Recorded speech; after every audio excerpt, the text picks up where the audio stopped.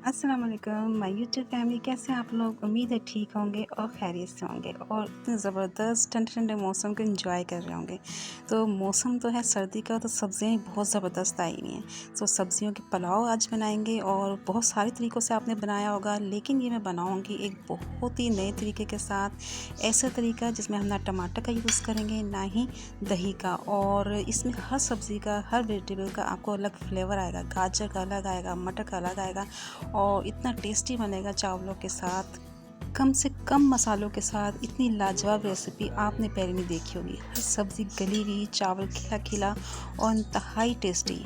तो चलो टाइम ज़ाया नहीं करते, उस मज़ेदार से पुलाव को बनाना शुरू करते हैं। यहाँ पे मैंने एक बड़ा प्याज ले लिया और इस तरह से स्लाइस में कट कर लिया। अगर छोटे हैं तो आप 2 ले लें। हाफ़ कप मैंने ऑयल लिया है और यहाँ पे मैं आपको बता दूँ, चावल मैंने आधा किलो लिए हैं और चिकन इसमें जाएगा आधा किलो। ठीक है, आधा किलो की रेसिपी के लिहाज से मैं सारी चीज़ें आपको बताऊँगी। इतनी ज़बरदस्त परफेक्ट मेजरमेंट है ये। अच्छा, प्याज को हमने ब्राउन नहीं करना, गोल्डन कलर नहीं देना, इसको लाइट रखेंगे ताकि चावलों पे भी अच्छा सा कलर आए।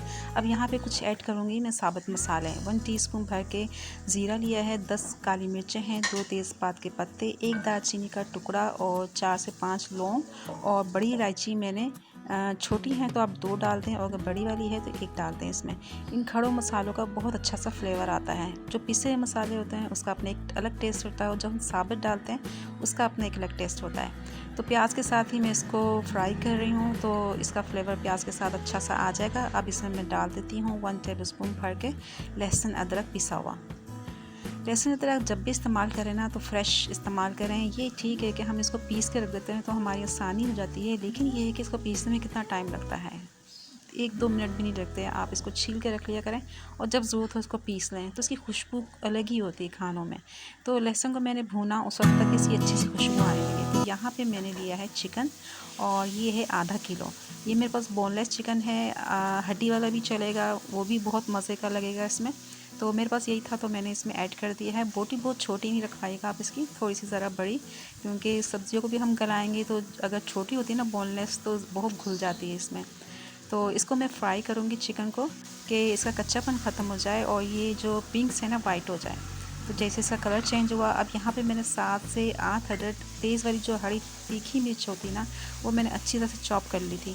आप इसका पेस्ट भी बना सकते हैं। मैंने इसको चॉप कर लिया, इसको इसमें डाल दिया मैंने। इसके साथ ही चिकन को मैं फ्राई कर रही हूँ। अब यहाँ पे लिए हैं मैंने मटर, 1 प्याली मटर है मेरे पास, तकरीबन छीलने के बाद ही 1 पाव होंगे और बहुत ज़बरदस्त मटर आए हुए हैं आजकल, तो स्टीम में ही पक जाते हैं और क्योंकि मौसम के हैं ये तो बहुत ज़बरदस्त लगते हैं। इसको गलने में भी टाइम नहीं लगता। तो चूँकि मटर ज़रा हार्ड होते हैं, इससे सबसे पहले मैंने मटर को डाल दिया। चिकन जल्दी जाता है बोनलेस और ये छोटी बोटियाँ भी हैं हमारी। तो मटर को भी भूनना बड़ा ज़रूरी होता है, नहीं तो जब तक उस वक्त तक भूने आप मटर को, इसका अच्छा सा गोल्डन कलर देखें, इसका चेंज हो गया ना, लाइट ग्रीन हो गया, तो फिर इसका जो फ्लेवर होता है निकल के बाहर आता है। तो थोड़ी देर मैंने 1-2 मिनट मटर को भूना, तो फिर साथ ही मैंने इसमें आलू भी डाल दी। 2 अदद आलू लिए हैं और स्मॉल पीस में मैंने कट किया है क्यूब्स की शक्ल में। कोशिश करें कि सब्जियों की जो कटिंग करें तो एक जैसी शेप में हो। और आलू को भी मैंने मटर के साथ थोड़ी देर भूना और थोड़ी देर के बाद 2 मिनट बाद इसमें मैं गाजरे भी ऐड कर दूँगी, क्योंकि गाजरे का जो कुकिंग टाइम है वो मटर और आलू से कम है। ठीक है, तो इसी तरह से इस बात का सब्ज़ियों को डालते हुए ख्याल रखना है ताकि हर सब्ज़ी को हम उसका उसी का टाइम दें और वो ज़बरदस्त सी क्रंची खड़ी खड़ी और गली भी हो हमारे पुलाव में और अच्छी भी लगे। तो ये सारी सब्ज़ियाँ डल गई हैं और इसको मैं भून रही हूँ। अच्छी तरह से आपने इसको भूनना है और यहाँ पे मैंने 1 टेबल स्पून भर के इसमें डाल दिया है नमक। नमक बिल्कुल परफेक्ट रहा है मेरा जब मैंने इसको टेस्ट किया पकने के बाद। और 1 टेबल स्पून मैंने कुटी हुई काली मिर्चें, बिल्कुल बारीक नहीं पीसी मैंने, लेकिन फ्रेश ली हैं और इसको फ्रेश कूटा है।